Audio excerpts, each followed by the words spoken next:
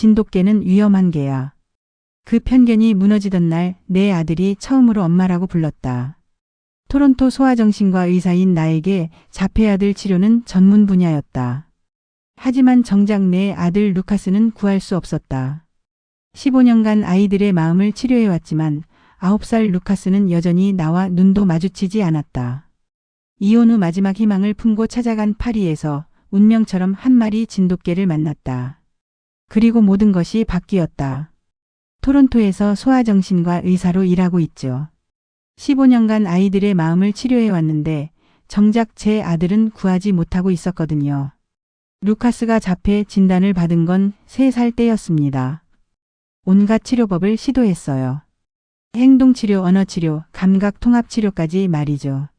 최신 연구 결과들을 모두 적용하고 인공지능을 활용한 자폐치료 프로그램도 개발했습니다. 하지만 9살이 된 지금 루카스는 더 심해졌습니다. 사람과 눈을 마주치지 못하고 저를 봐도 마치 투명 인간을 보는 것처럼 시선이 비껴갑니다.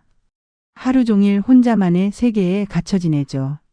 남편 마크와는 루카스 때문에 갈등이 잦아지더니 결국 이혼했습니다. 마크는 프랑스로 떠나며 말했죠. 클레어, 넌 너무 이성적이야.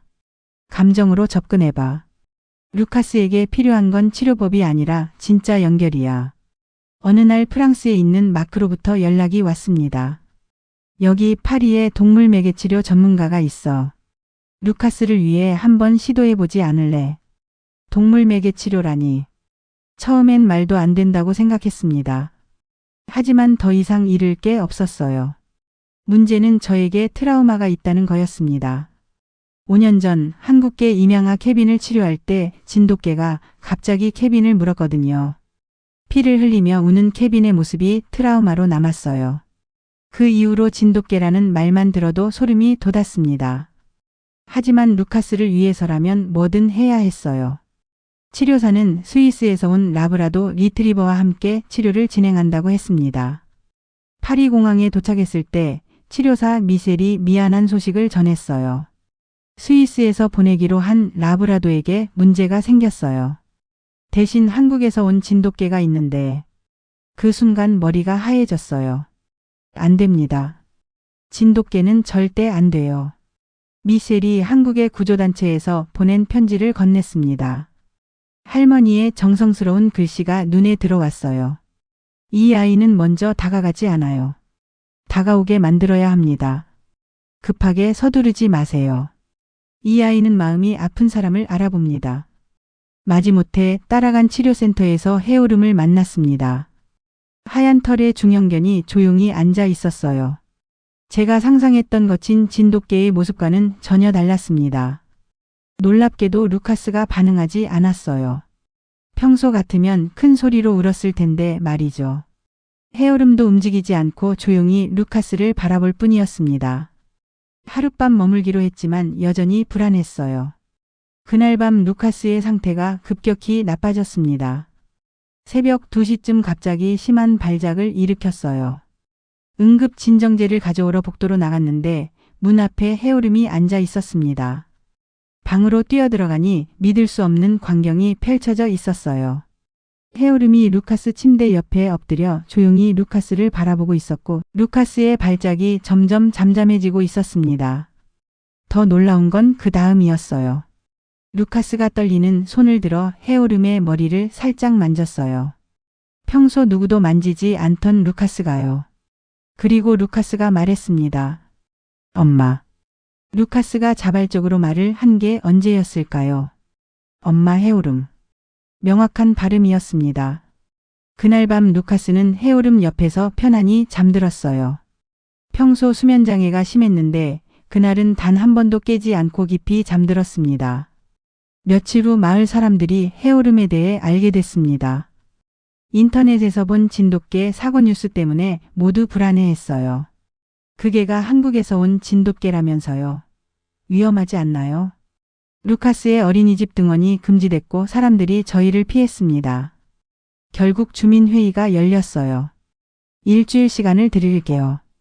개를 다른 곳으로 보내든지 아니면 이사를 가든지 선택하세요. 루카스는 해오름 덕분에 점점 변하고 있었는데 해오름과 함께 있을 때 가장 편안해 보였고 말수도 늘었고 웃는 모습도 자주 볼 수 있었어요.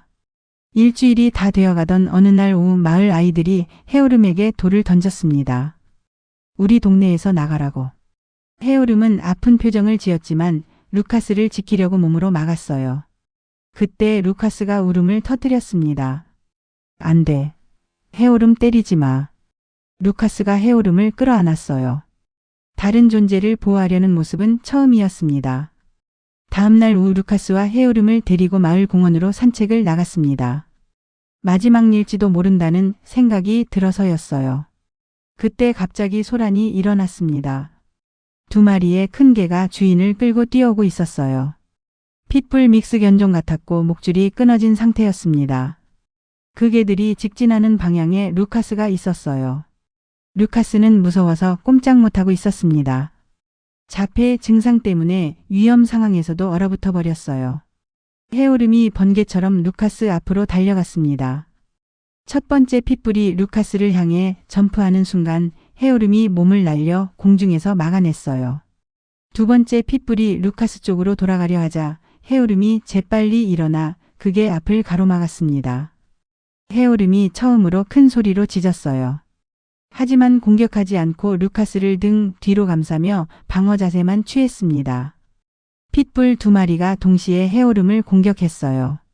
해오름은 한 마리가 자신을 물고 있는 동안에도 다른 한 마리가 루카스에게 가지 못하도록 몸으로 막았습니다. 피가 흘러도 단 한 발짝도 물러서지 않았어요. 다른 사람들이 막대기와 무로스로 핏불들을 떼어낸 후 해오름은 여러 군데 피를 흘리고 있었지만 루카스만큼은 털끝 하나 다치지 않았습니다. 해오름, 해오름. 루카스가 해오름에게 달려갔어요. 해오름 아프지 마. 제발 아프지 마. 루카스가 처음으로 완전한 문장을 말했어요. 주변 사람들이 모두 놀라 바라봤습니다. 저 개가 아이를 완전히 보호했어. 진돗개가 이렇게 충성스러운 개였구나. 그 일을 본 사람이 찍은 영상이 인터넷에 올라갔어요. 한국 진돗개 자폐 아이를 구하다. 영상은 순식간에 퍼져나가 1000만 조회수를 넘었습니다. 마을 사람들이 찾아와 사과했어요. 정말 죄송해요. 해오름이 이런 개인 줄 몰랐어요. 우리가 너무 편견을 가졌네요. 루카스는 완전히 달라졌어요. 다른 아이들과 대화하기 시작했고 해오름 이야기를 해주며 친구들을 사귀었습니다. 몇 주 후 한국에서 특별한 편지가 도착했습니다. 해오름을 보내준 할머니로부터 온 거였어요. 해오름은 어려서 어미를 잃고 산에서 혼자 살았어요. 이 아이는 누구보다 충성을 알아요. 그리고 아픈 마음을 가진 사람을 알아봐요. 마지막 문장이 가슴에 박혔습니다. 진짜 명견은 혈통이 아니라 충성으로 만들어집니다. 6개월 후 저희는 한국을 방문해 할머니를 만났습니다. 82세의 할머니가 말씀하셨어요. 해오름은 특별해요. 이 아이는 사람의 마음을 읽어요. 특히 아픈 마음을 가진 사람의 마음을 말이에요. 둘 다 상처받은 아이들이었거든요. 그제야 이해됐습니다. 해오름도 어린 시절 혼자 버려져 상처받은 개였어요. 그래서 루카스의 마음을 더 잘 이해할 수 있었던 거였습니다. 지금 루카스는 정상적인 학교 생활을 하고 있어요. 친구들도 많이 생겼습니다. 해오름은 여전히 루카스의 가장 친한 친구예요. 가끔 제가 물어봅니다. 루카스야, 해오름이 뭐가 특별한 것 같아? 해오름은 말 안 해도 내 마음 알아줘. 그리고 항상 내 편이야. 해오름은 내 형이야. 진짜 소통은 말이 아니라 마음으로 하는 거라는 걸 해오름이 가르쳐 줬어요. 그리고 편견이 얼마나 무서운 건지도 깨달았습니다. 저는 해오름을 한국 개로만 봤어요. 개체로서의 해오름을 보지 못했죠. 국적이나 외모가 아니라 그 존재 자체를 봐야 한다는 걸 배웠습니다. 해오름은 단순한 반려동물이 아니에요. 저희 가족의 일원이고 루카스의 치료사이며 제 인생의 스승입니다. 지금 루카스는 해오름과 함께 마당에서 놀고 있어요. 해오름 공 가져와. 잘했어, 해오름. 해오름 사랑해.